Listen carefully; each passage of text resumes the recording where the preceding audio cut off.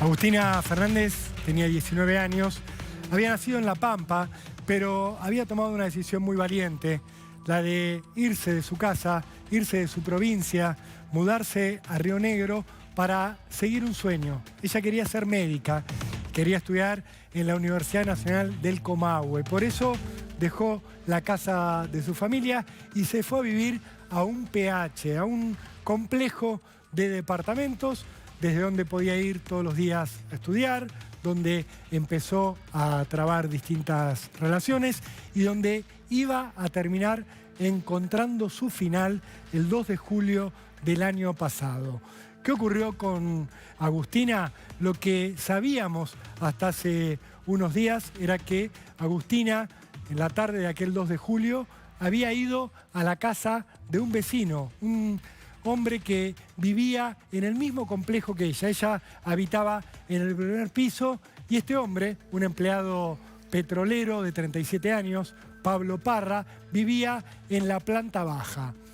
Parra contó aquel día que Agustina había ido a su casa para cenar juntos, que se conocían desde hacía un tiempito, que tenían una relación amistosa, pero que la había dejado sola en el departamento porque tenía que hacer unos mandados.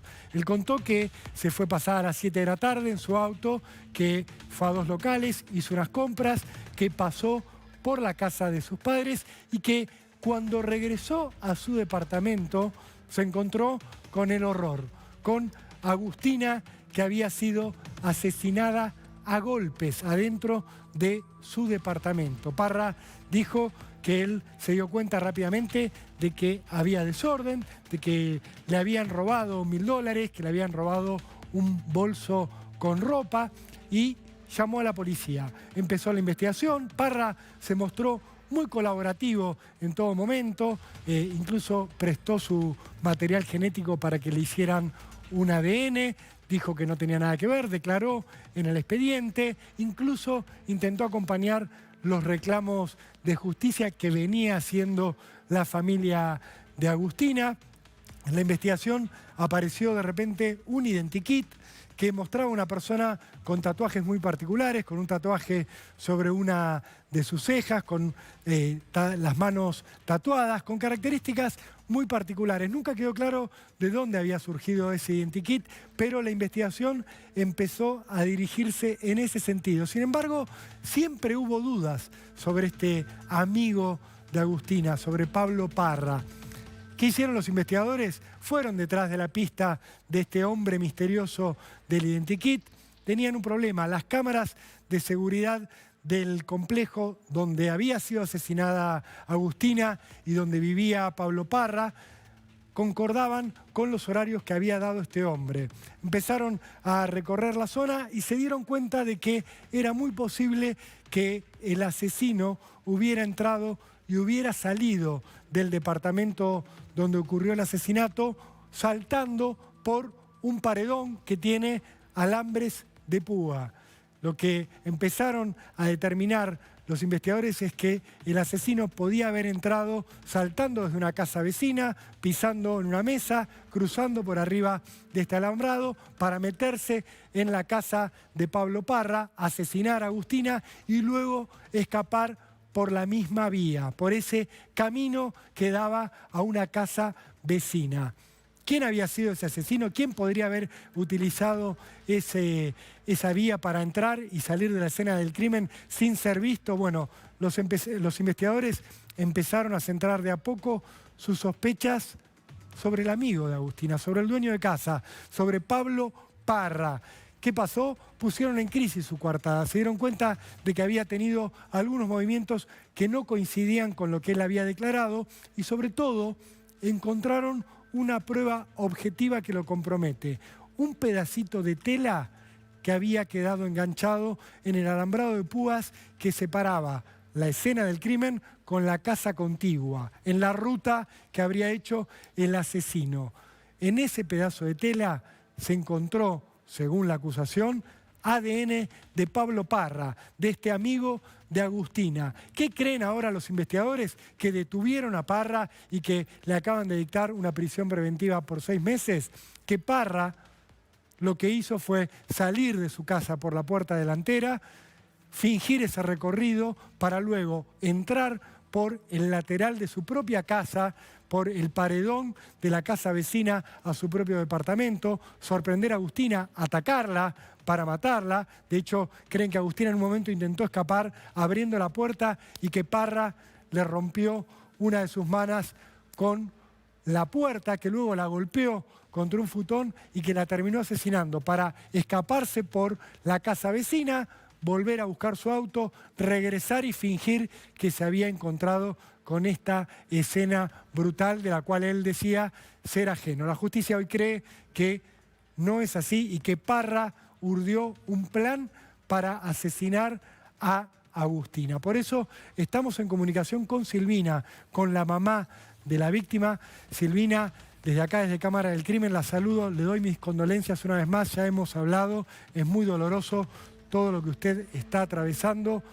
Le agradecemos su entereza, le agradecemos que hable. Le quiero preguntar cómo se siente en este momento con respecto a los avances que ha tenido la investigación del crimen de su hija. Bien, fue difícil llegar hasta acá, pero bueno, lo estamos logrando. Él siempre fue una línea de la investigación, una de las tantas líneas. Lo que pasa que como estaba muy bien simulado el tema del robo, el robo era principalmente la línea de mayor atención. Claro. Yo siempre insistí, de hecho ustedes tuvieron como una sesión de este tema a mediados de agosto, Así es. vos y Canalet, y la representación que hicieron sentándolo a él en una silla y haciéndole varias series de preguntas, esas preguntas se las hacía toda la ciudad de Cipolletti y todos los parientes y amigos de Agustina.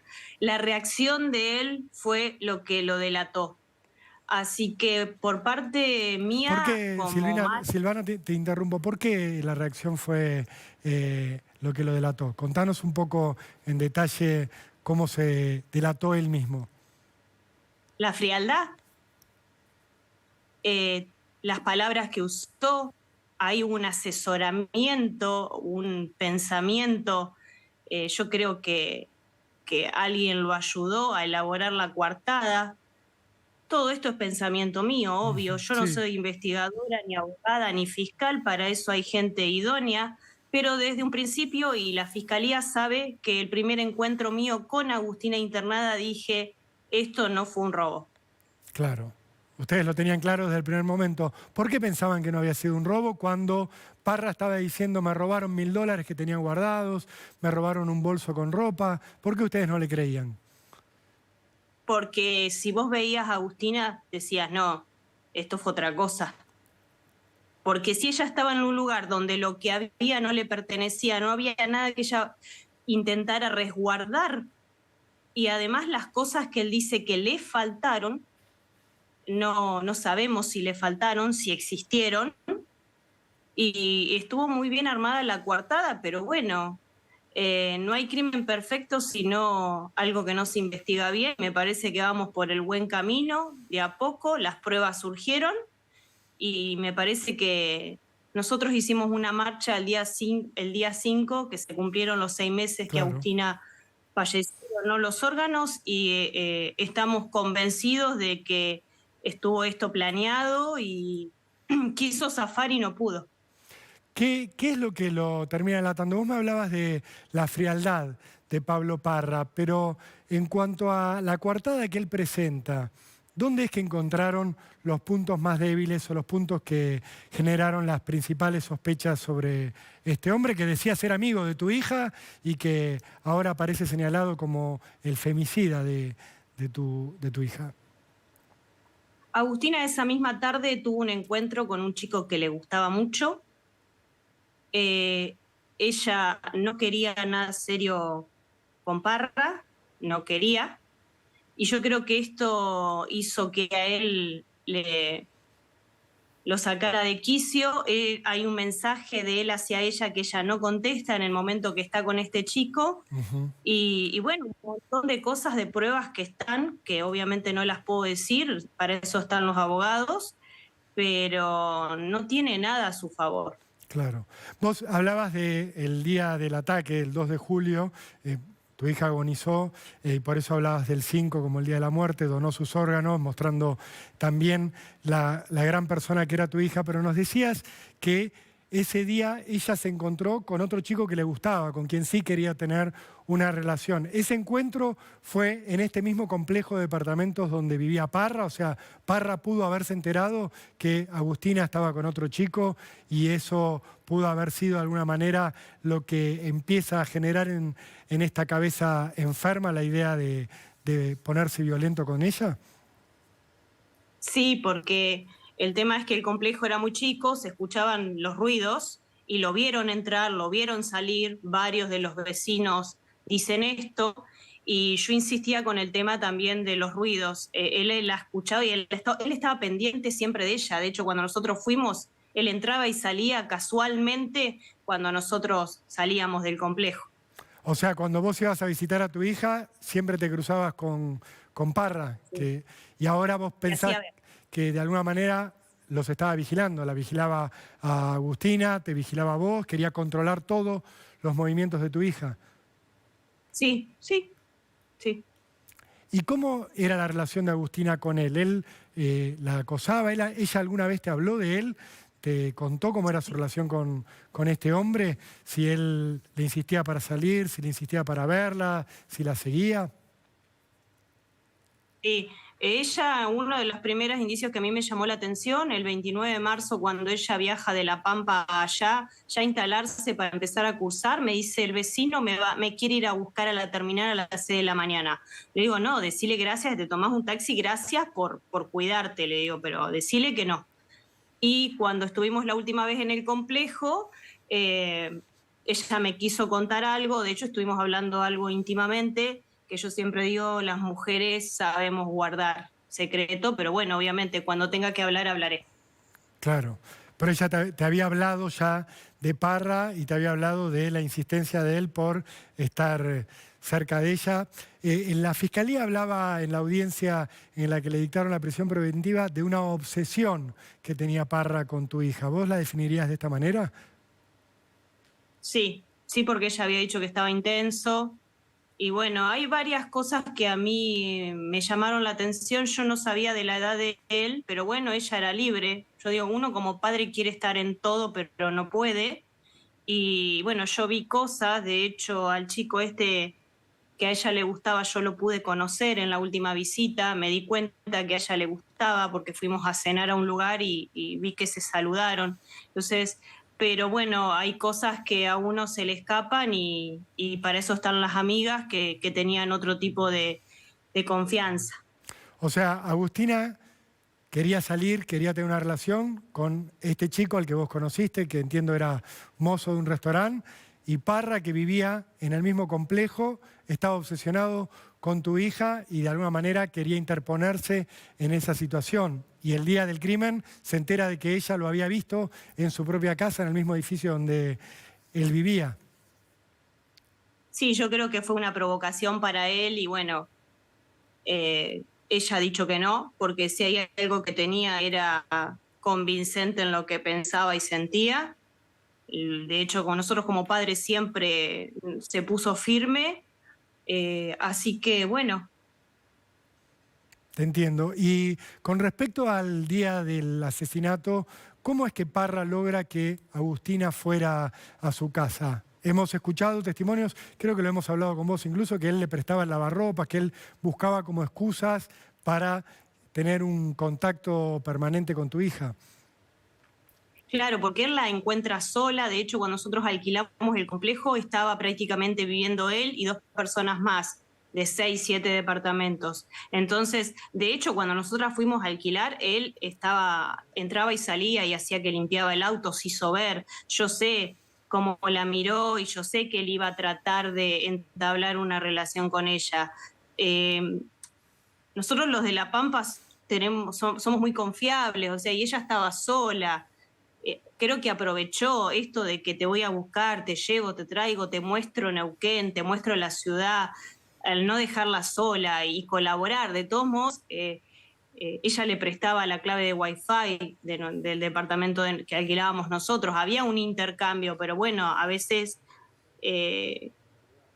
Pasa que te piden otras cosas que una dice que no y es no. Claro, obvio que no es no, y que pudo haber sido sí en algún momento y después es no, y es no. Esto no hay ninguna duda y no hay nada más que agregar sobre eso. ¿Cómo te sentís hoy con respecto a la investigación del asesinato y sobre la detención de Parra? Vos, que encabezaste una marcha hace apenas un par de días, ¿tenés miedo de que le den la libertad a Parra o que le den algún beneficio? ¿Cuál es tu preocupación central en este momento alrededor del expediente que investiga el femicidio de tu hija? Yo creo que los beneficios ya los utilizó en estos 5 meses que estuvo libre. No vamos a permitir como sociedad que vuelva a la calle. O sea, yo no estoy amenazando, me parece que esto es general. Me parece que la historia de Cipolletti ya viene con muchos temas de estos y se tiene que terminar acá. Hay muchos crímenes y femicidios sin resolver. Entonces, una vez que tenemos algo, me parece que no hay vuelta atrás, no hay beneficios, no hay privilegios. Mi hija no los tuvo, ¿sí? Entonces yo no voy a permitir, y siempre va a ser por la vía correcta, que es la justicia, obvio. Sin duda, Silvana. De hecho, vos hacías referencia a los 2 triple crímenes de mujeres que sufrió Cipolletti en los últimos 25 años. Una historia sangrienta, relacionar esa ciudad con los asesinatos de mujeres. Te quiero agradecer especialmente estas palabras. Esperemos que sirvan para que las escuchen quienes tienen que decidir sobre los pedidos que hace la defensa para lograr una excarcelación, para lograr una domiciliaria. Te vamos a seguir acompañando. Acá en Cámara del Crimen siempre seguimos todos los casos. El de Agustina no es una excepción. Si querés agregar algo más, Silvana, desde acá te agradecemos muchísimo por el tiempo que nos has dedicado. Gracias a ustedes. Esto de pedir que no le den ningún tipo de beneficio y que sea perpetua, porque mi hija ya no está para defenderse, él sí se puede defender. Así que espero la mejor resolución. Como sociedad nosotros vamos a seguir marchando y seguir exigiendo. No va a tener el beneficio de la libertad. Esperemos que así sea. Te mando un abrazo grande, nuestras condolencias otra vez. Muchas gracias por este rato con Cámara del Crimen, Silvana. Hasta luego.